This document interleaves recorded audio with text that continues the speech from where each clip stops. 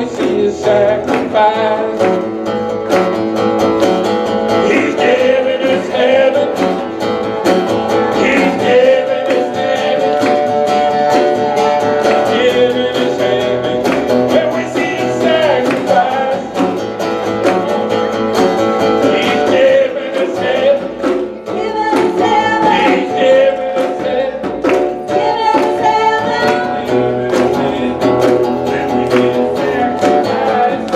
Come on down, Lord. He's given us heaven. He's given us heaven. And we see his sacrifice.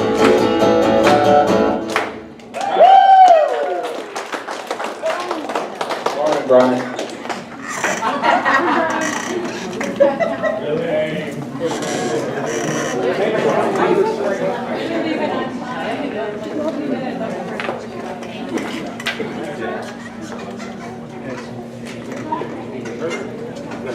Good morning, everybody awake?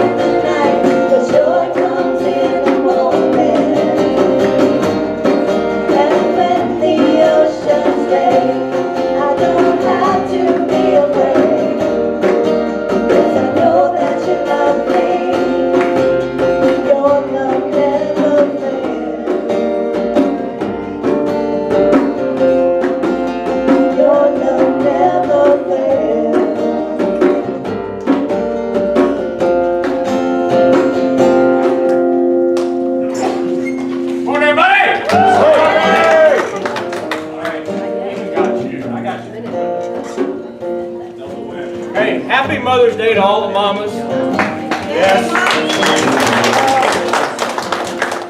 I think being a mother, and I don't know this from personal experience, but I think probably being a mother is the most selfless act on this earth.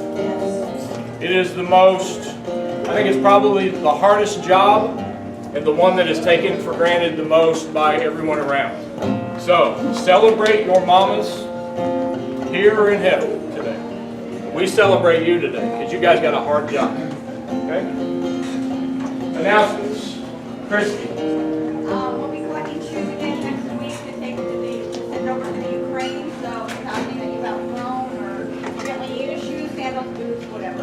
Shoes, sandals, boots next week? Yep, all the sizes. Bring them next Monday.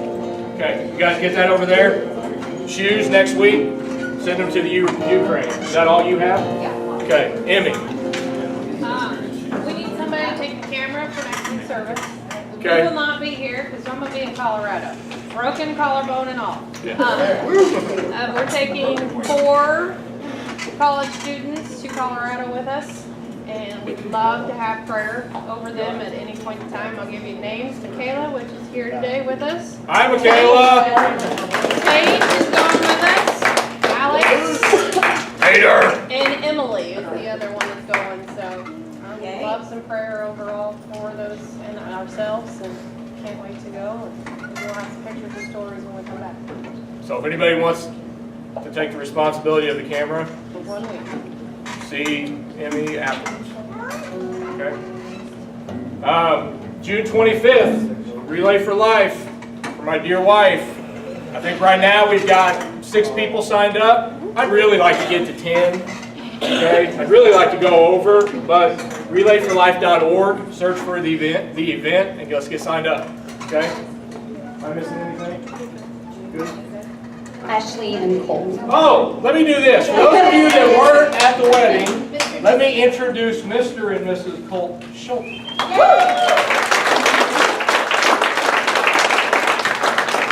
words for the newlyweds?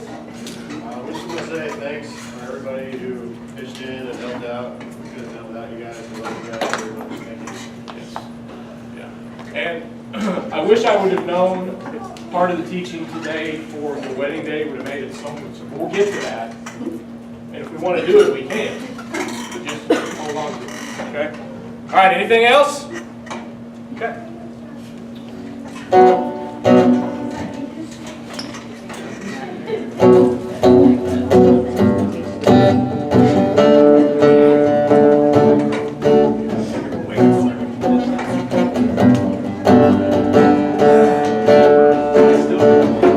I stand before you now.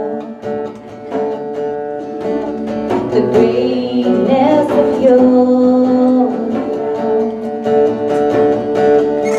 I have heard of the majesty and wonder of you, King of heaven. In humility I bow. As your love and wave after wave rushes over me, rushes over me. For you are for us, you are not against us. Champion of heaven, made a way for all to enter in. I have heard you call my name. I have heard the song of love that you sing. So I will let you draw me out beyond the shore into your grace. Oh, your grace as your love. Wave after wave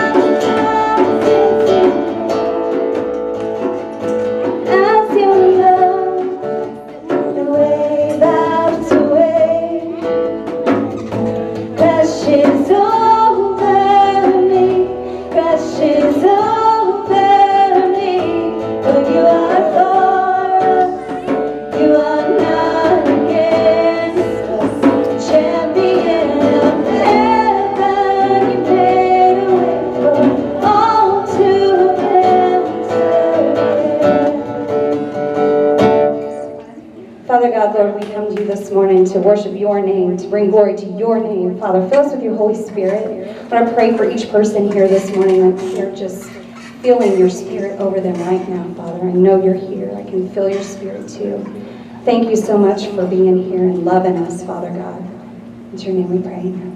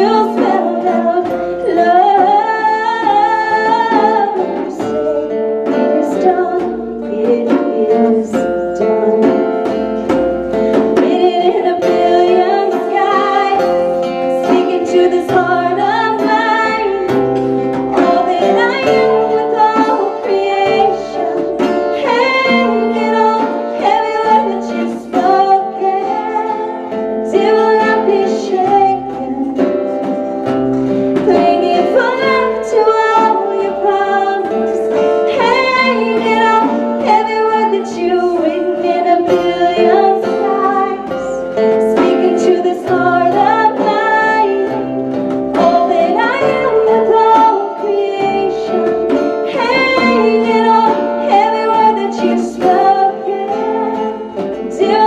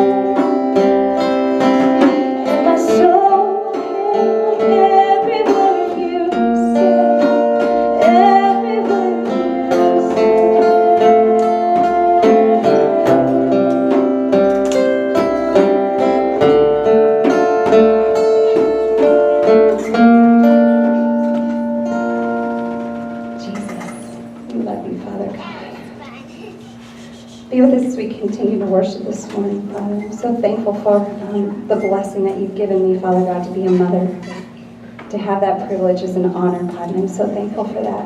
And I pray for each mother here this morning, Father, that they would just know how blessed that they are.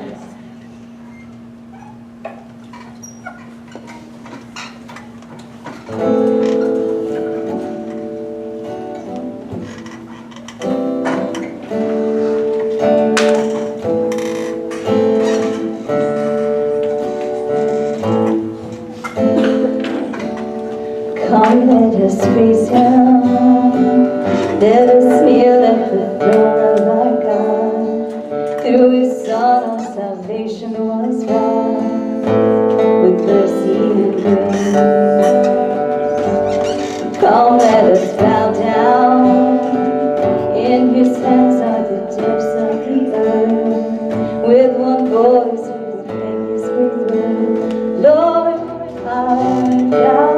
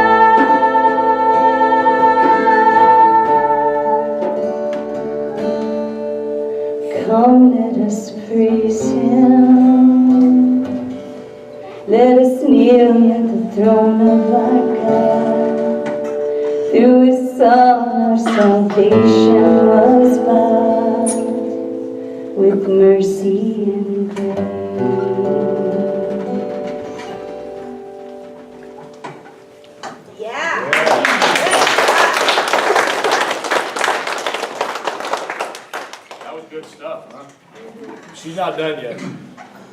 Little kids, I'm going to go ahead and dismiss you. Who's got little ones today? Lexi and Cassie. Okay. Bigger kids, you're going to stay in here with us this morning because very selfishly, I want my wife in here. So while they dismiss, let me pray, and then I want Amy and Roland to lead us through that chorus one more time. For this moment in time, I want you to let everything else go. And I want you to grasp, as much as you can, get your mind and your heart wrapped around how great our God is. Get rid of the distractions. Get rid of the problems.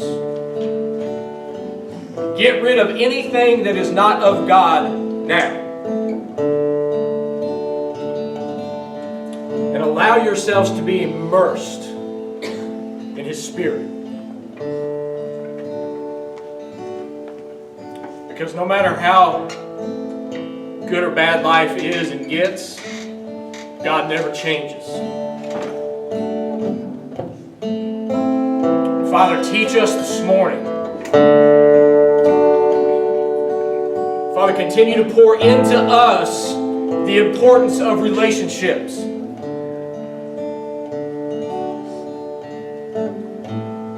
The covenant, that eternal promise, the gift of your Son, the gift of relationships here on this earth, and the incredible gift that you give us to be your children. Let us not hold that gift to ourselves. Father, let us pass that gift off.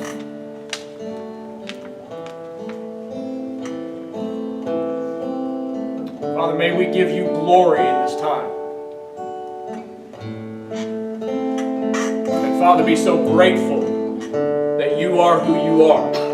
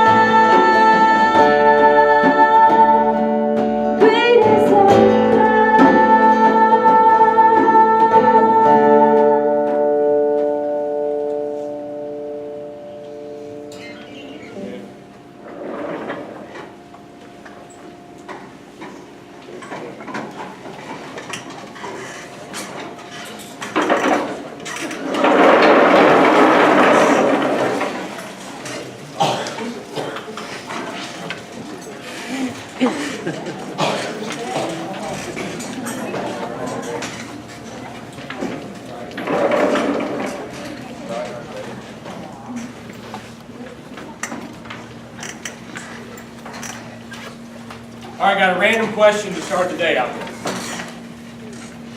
Anybody ever ran out of gas before? Yes. Raise your hand. Ran out of gas. Okay. Hang on to that thought for just a minute, or a little bit. So, we're in the last week of this series called the Relationship 5. And these are the things that we've covered over the last 4 weeks. First week we talked about seeking God together.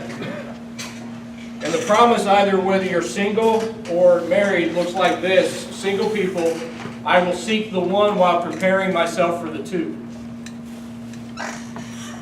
Married people, I will always seek the one with my two.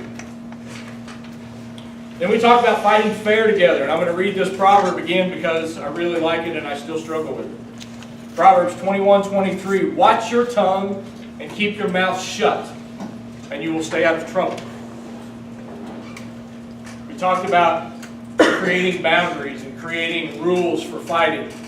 Stop to listen carefully, guard your words faithfully, and handle your anger righteously. Then we talked about having fun together, the face-to-face and the side-to-side and the belly-button-to-belly-button, and And we'll leave it just like that. Last week we talked about staying pure together. Ephesians 5:3 says, "Let there be not even a hint of sexual immorality, impurity, or greed among you. Such sins have no place among God's people." You cannot build a life of purity on a foundation of sin. Guard your purity, the inward purity and the outward purity. Let me stop there. Let me ask you a hard question. Because all of these things talk about together. Seek God together, fight fair together, have fun together, stay pure together. Have you done anything with this in the last 4 weeks? You can raise your hand, you can not raise your hand, whatever you need to do. But have you done anything with it? Because here's the caution that I give to you. If you leave it set here, your relationship will go no further than what it is right now.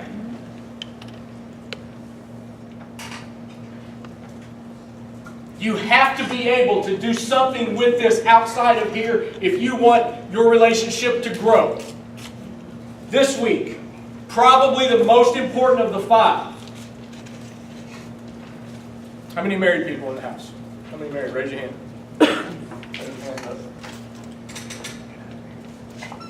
Question just for the married people. Just for the married people. How many of you married people are exactly the same?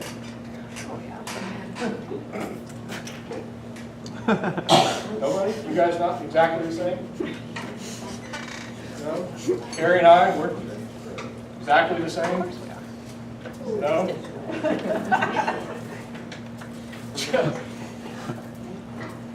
We marry people opposite of us, right? When you date, they say that opposites attract. I think back in the 80s, Paul Abdul had a song called Opposites Attract. You guys remember that? Oh, yeah. Yeah. 80s people, they're like, yeah. I really wanted to show the video this morning, but I thought, So when we date, opposites attract. The good girls like the bad boys and yada, yada, yada. But then when we get married, those opposites that we once got attracted to, now we attack. Right. Opposites attract, opposites attack.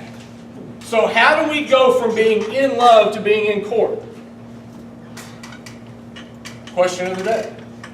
How do we go from being in love to being in court? I want to read to you an article from ChristianMarriageToday.com. And it says, marriages in the Christian community are failing at an alarming rate. This is both shocking and disturbing because it means that we as Christians, listen to me, are not walking in the fullness of God's plan. We as Christians are not walking in the fullness of God's plan. And let me just add to that. If you're not praying together, if you're not fighting fair together, if you're not having fun together, and if you're not staying pure together, so here's some reasons. Number 1, both partners come into the relationship with unrealistic expectations of the other person. This always creates problems in marriage. These expectations are formed by media, society, our experiences, and family upbringing.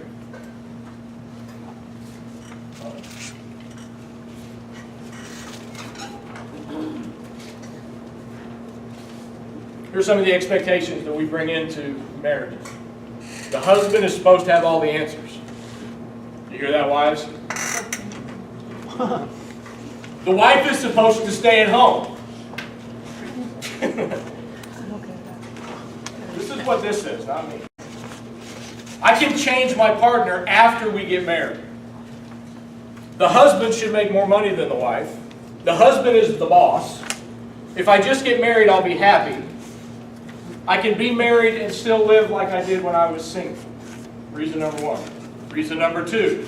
People get married with the wrong motives. In other words, they get married for the wrong reasons. Here's some of them. They believe that if they get married, they'll be better off financially. They mistake infatuation for love. They mistake lust for love. They get married in order to please family, because of pregnancy, because it seems like the next logical step, or because most of my closest friends are married. Number 3, the two individuals have two completely different sets of values. Another way of saying this is they're unequally yoked. They have different religious beliefs, different upbringings, different goals, different habits, different beliefs regarding marriage, different beliefs regarding raising children, different perspectives on life and different visions for the future. Number 4, we fail to appreciate our mate's God-given differences. Instead, you label your mate's differences as character flaws. Is stuff ringing a bell? Kind of stuff that we've talked about over the last 4 weeks. My husband is too laid back. My wife is too aggressive. My husband is too messy. My wife is too organized. My husband is too analytical. My wife talks too much. Don't anybody say amen to that. Take a breath. Reason 5. You fail to leave and cleave as the Bible instructs in Genesis. The husband places his mother in the position where his wife should be. The wife runs to her parents' home whenever there's a problem in the relationship. The husband makes frequent comparisons between his mother and his wife. The wife tells her mother or other relatives about their personal problems. The husband seeks marital counseling from his mother. It's a bad one. And then the last reason. You think the problem is your mate when the problem could actually be your flawed thinking.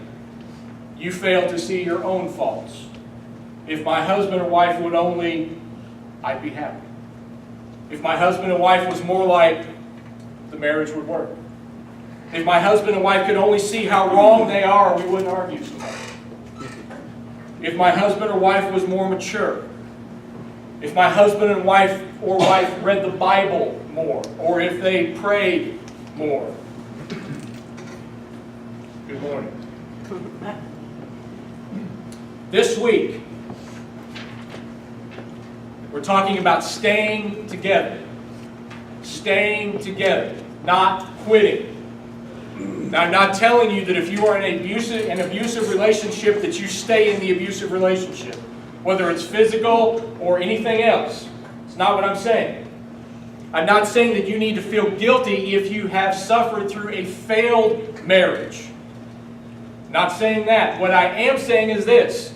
From this day forward, Matthew 19, verse 3. I'll wait till you get there.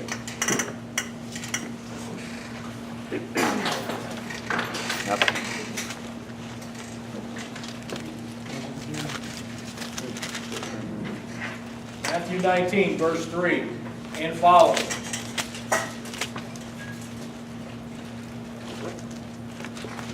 Some Pharisees came and tried to trap him with this question. Should a man be allowed to divorce his wife for just any reason? Haven't you read the Scriptures? Jesus replied. They record that from the beginning God made them male and female, and He said, this explains why a man leaves his father and mother and is joined to his wife, and the two are united as one. Since they are no longer two but one, let no one split apart what God has joined together. Now, go back to verse 3. Some Pharisees came and tried to trap him with this question, should a man be allowed to divorce his wife for any reason? Let me give you the context of how wives were viewed back in those days. So when you filled out your taxes at the end of the year, your personal property taxes, and you listed, I got this car and this truck and this many head of sheep and this many head of cattle and a wife. They were considered property back then.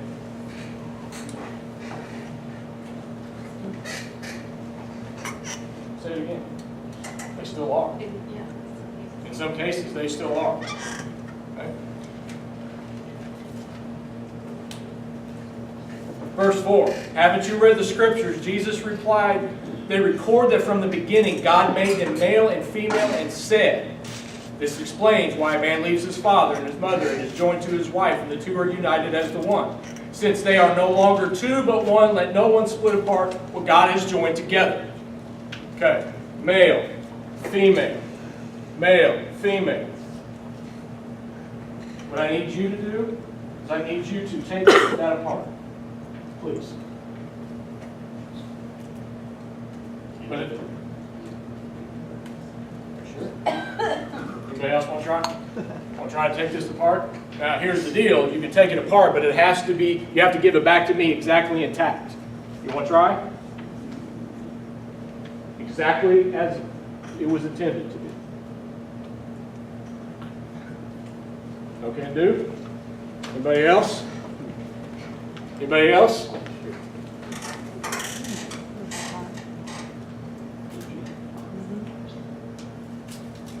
Why do you think divorce hurts so bad? Andy Stanley said this. He said, you cannot unone what God has made one. You cannot unone what God has made one, because it's never, ever the same. Today's culture, people don't understand what marriage is. It's not an agreement, and it's not a contract. It is a covenant. A contract is based on mutual distrust. Anybody rent? You guys are renters. You guys are kind of landlords, right? Okay. When you have renters, do you have a rental agreement? Okay. Why do you have the rental agreement? To hold them accountable for living in our property. Okay. Everybody hear that? They have a rental agreement to hold the rentor accountable for living in their property. Okay, what do you expect of them? Money every month. Amen. Amen. Pay that rent up on time. Okay? Taking care of the property, etc., etc. Okay? That is a contract. Has anybody ever bought a house and not had to go to the bank to sign papers? Nobody? Hey, don't take this bad, but nobody trusts you. Nobody, huh? Unless you get a quick claim deed. A contract limits my, listen to me, a contract limits my responsibility and increases my rights. That way, if you don't do what I expect you to do, I can kick you out and I'm out. I'm as far in as you are in. I'm going to sit back and I'm going to watch what you do, and if you give, I'll give. If you don't, I won't. That's a contract. If you don't live up to my expectations, you're out. Right? Contract. A covenant is a permanent relationship. A permanent relationship. God is a covenantal God. He makes relationships with His people that are permanent. The Hebrew word for covenant is barith. It's spelled B-E-R-I-T-H. Barith. This is what it means. A divine constitution or ordinance, an alliance, a pledge, or a cutting. A cutting. A pact made by passing between pieces of flesh. This is where y'all are. In the Old Testament, persons who got married would stand before a man of God, and he would cut the palms of their hands until they bled. Then he would place them together and wrap something around them to show as a sign of a covenant. Would that have been cool? Father, that was like life. He didn't know it. Then we couldn't talk stuff. Anybody want to see them try it now? We can do it. Or a picture. You'll take it with you. You'll be like, man, that was good. No? It's like all four. No, you know. You're like, no. We're not doing that. And you wonder, okay, that's kind of weird. Kind of in a good way. But this is what Leviticus 17:11 says about what? For the life of the body is in the blood. What did Jesus Christ shed for you? Yeah. For the life of the body is in the blood. Two become one. We became one upon the shedding of His blood. When you marry, you stand before a man of God, in the presence of God, and you take your vows. I, Darren, take you, Carrie, to be my wife. To have and to hold from this day forward, for better, for worse, for richer, for poorer, in sickness and health, to love and to cherish, till death do us part, so help me God. There is no end date. You have to understand marriage is a covenant. Contracts have an end date. Covenants do not. They're forever. We don't unone what God made one. And when we make a covenant before God, we keep it. Well, but I'm not happy. He doesn't treat me nice anymore. Well, I don't trust him. She's not attractive to me anymore. Well, he doesn't pay enough attention to me anymore. Etc., etc., etc. Let me go back to my question at the beginning. Who ran out of gas? Raise your hands. Raise your hands up. Who's ran out of gas before? Okay, how much did you get for your car when you ran out of gas? Yeah. When you ran out of gas, how much did you get for your car? You don't know? Who else ran out of gas? How much did you get for your car? How much did I get for it? Yeah. Like I abandoned it or something? So are you saying how much did they pay for the tank? No, I'm saying to you, when you ran out of gas,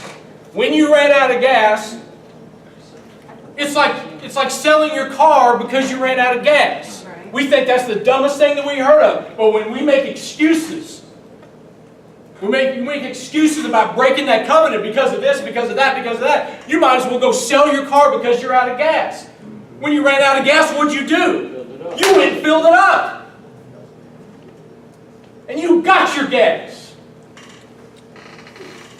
That was good. Keep on going, man. Yeah. You got it. Bring it. That's why seeking God together is so vital. And let me just tell you this, men, if you haven't stood up and prayed for your wives, it's about time you man up. Amen. Because sometimes there's just times in marriage when you're just kind of out of love to give. Right? Right. Kids are making you mad, your wife's making you mad, the bills are making you mad, your job's making you mad, you ain't getting along, and sometimes you're just out. But if you are seeking God together, He gives love through you because He is love. He gives you what you can't give on your own. And if you truly love God, you can't love Him and hate her. If you truly love God, you cannot love Him and hate Him. So what do you do? What do you do when you feel like you're just not getting anywhere in the relationship? You remember the principles of sowing and reaping. Sowing and reaping. Turn to Galatians. Chapter 6.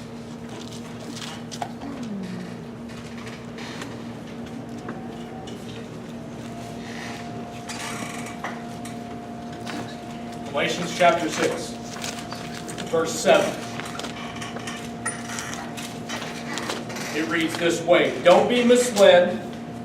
You cannot mock the justice of God. You will always harvest what you plant. Those who live only to satisfy their own sinful nature will harvest decay and death from that sinful nature. But those who live to please the Spirit will harvest everlasting life from the Spirit. So let's not get tired of doing what is good. At just the right time, we will reap a harvest of blessing if we don't give up. Therefore, whenever we have the opportunity, we should do good to everyone, especially those in the family of faith." So here's your two principles. Number one, you reap what you sow. You reap what you sow. If I come home and I'm in a bad mood, and I talk bad to my wife, and I smack my eye around a little bit, and I go kick the dog, what do you think I'm going to get? Bit. Bit. By all three. Bit. But let me ask you, how many of us expect good out of the bad, out of our bad? How many of us come home and we puke on other people? We puke on our family. And then we expect love in return. Setting the tone. I was good at that one for a long time. So I know what that looks like. How about if I come home and I tell my wife how much I missed her, and how much I love her, and how beautiful she looks? What do you think she's apt to give me back? What happens if, even if I don't feel like it, she asks me to pray over her because she's not feeling it, and I pray over her? What do I get back? Blessings back. Because, gentlemen, let me just give you a little nugget here. Women are multipliers. Women are multipliers. Don't forget this. Young men who are in a relationship or thinking about it, keep this in your mind. Okay? What you give to your woman, you will get back. Tenfold. A lot of years I worked hard. A lot of years we didn't have a lot of money. But that woman could make steak, potatoes, and all the trimmings out of bologna and cheese. For a lot of years we lived in run-down, pathetic places because we didn't have enough money. But that woman made a house and home. You feeling me? If you give them a hard time, they're going to give you hell. Multiplication. So my question or my statement to you is this. If you don't like what you're getting, look at what you're giving. And that stands true amongst all relationships. If you don't like what you're getting back, you look at what you're giving into. Okay? Number 2, you reap where you sow. The first one is you reap what you sow. The second one is you reap where you sow. God is the one, your spouse is the two. If anything creeps into, and gentlemen, I'm going to specifically talk to you, but I'm going to talk to everybody. If anything at all, if you allow anything to creep into that 2 spot, your relationship is in trouble. Job, friends, sports, kids. If all of a sudden those things creep into 2 or 1, your relationship is in trouble. Your marriage will be as good as you decide it to be. Your marriage will be as good as you decide it to be. You decide to seek God together. You decide to fight fair together. You decide to have fun together. You decide to stay pure together, and you decide to stay together. One of my mom's favorite articles when she was alive was Ann Landers. Anybody ever read Ann Landers? Dear Ann Landers. She read Dear Ann Landers and Hints from Hellboys. Yep. Well, whatever. Just saying she liked it. So, in honor of my mother, this is a quote from Ann Landers. Neglect the whole world, not each other. Neglect the whole world, not each other. So let's get down to where we live. Okay? Let's get real for a minute. Because we've heard it for the last 4 weeks. We've heard it for this week.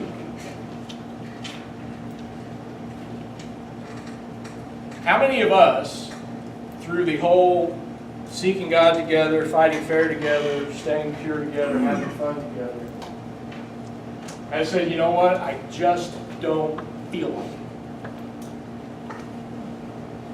Because I could probably ask, how many of you have prayed together over the last 4 weeks? But I won't. I could probably ask how many of you have set those fighting fair boundaries together, but I won't. I could probably ask how many have decided to have fun together, but I won't. And I could probably ask those of us who have struggled with the staying pure thing, that we have verbally sat down with our spouse and said, these are our boundaries to keep us accountable to stay pure, but I won't. I don't feel like forgiving. I don't feel like talking. I don't feel like praying. I don't feel like having fun. I don't feel like. Let me ask you this. What other area in your life can you use that same excuse? I don't feel like it. Right. Can you go to your job and say, you know what, I just don't feel like it today? Tommy, what would you do if some of your crew come up and you go, you know what, Tommy, I don't feel like it today. I need you to pay me, but I don't feel like working today. What would you do? Send them back. Send them all home. How about your kids? You wake up some mornings and you know what, I just don't feel like fixing you your lunch today. I don't feel like being home when you get off the school bus today. I don't feel like fixing your dinner. I don't feel like tending to you today. Do you, mamas? Now, that don't mean that y'all ain't felt that way. But have you ever just said, you know what, 11-year-old, you're on your own? Anybody not feel like paying taxes? Yeah. You don't have a choice. We all stop. Get your feelings, get over your feelings and do what's the right thing to do. I don't care if you don't feel like praying with your wife, because if you don't, somebody else is going to. I don't feel like being her pastor. That's fine. Somebody else will be it. I don't feel like fighting fair. Okay. You reap what you sow. I don't feel like having fun with her. Never, ever, ever give up on having a God-centered, God-honoring marriage. You decide. Do you want eternity? Or do you want normal? Do you want weird? Or do you want normal? Do you want ridiculous? Or do you want normal? Let's go back to Galatians. Let's look at verse 9. So let's not get tired of doing what is good. At just the right time, we will reap a harvest of blessing if we don't give up. What would your relationship look like if you didn't give up on the 5? What would the light look like in your wife's eyes if you as a man took hold of the 5? Huh? What would God's kingdom look like if we stood up and never gave him? Because I'm telling you, Satan wants to creep in and he wants to tear up your relationships. He wants to tear up your families. And the only way you stop gap against him is you stand up and you seek God together.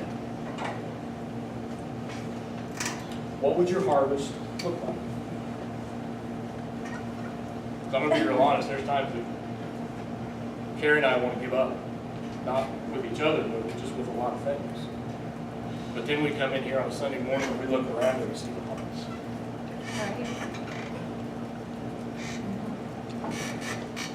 You've got to have that same love for God 100%. 100%. So, this is what Carrie and I have done for you. Over there on the table. And because we have talked and talked about this whole relationship thing, it's got to be a together thing.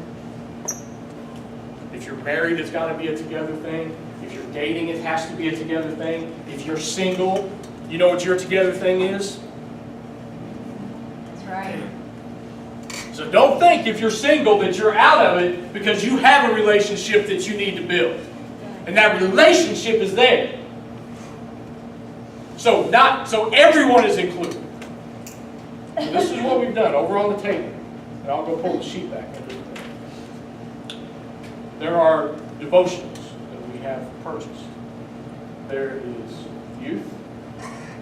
There's devotionals for singles, college age up. And there's devotionals for couples. We want everybody to take one home. Okay? They're labeled. We want everybody to take one home. Because I'm telling you, relationships are hard. And if you don't commit, they're going to fail.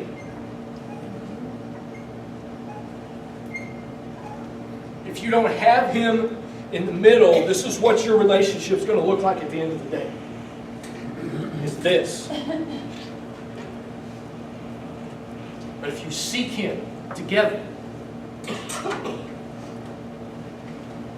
and you have fun together, you fight fair together, and you stay pure together, and you stay together, then you will see Him.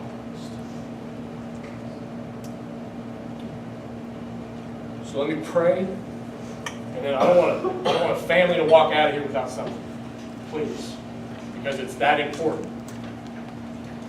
More importantly, it's important that you do something with the gift that you've been given.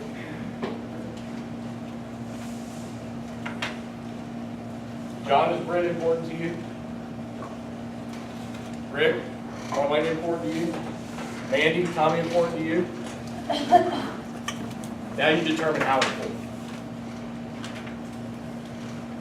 Now you determine how important. Let's pray. Father God, thank you so much for giving us a covenant. Father, thank you for shedding your blood for us. The two have become one. Father, thank you for the gift of relationships and marriages and families. Father, thank you for calling us to live a different kind of life. To honor you with what you've given to us. And Father, it takes commitment. But there's no greater commitment than what you gave to us. So Father, I pray that the men specifically in their relationships will man up and pray with their spouses. Because it all starts there. Because if you start there, you'll never get to the point where you want to quit. Father, I pray these things to you. And I pray over these people. That you allow us to draw closer together. And closer together with you. That the world cannot undone what you have done. Father, we praise you, we thank you, we love you. Thank you for allowing Carrie and I to see some of the harvest. Help keep us strong together.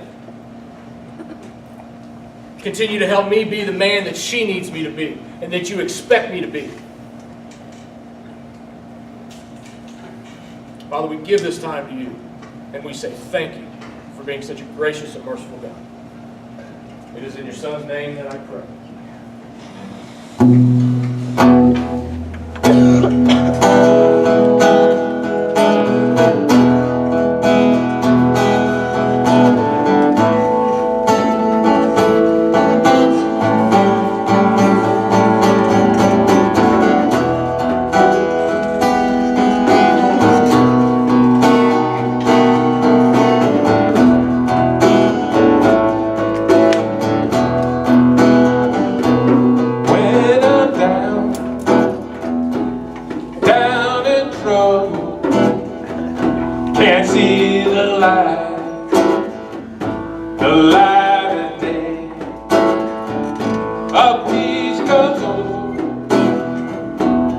Over me, I know my soul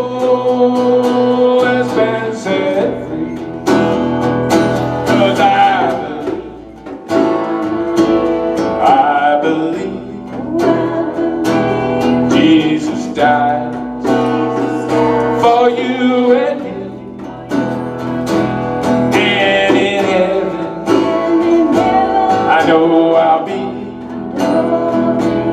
when his peace comes over me.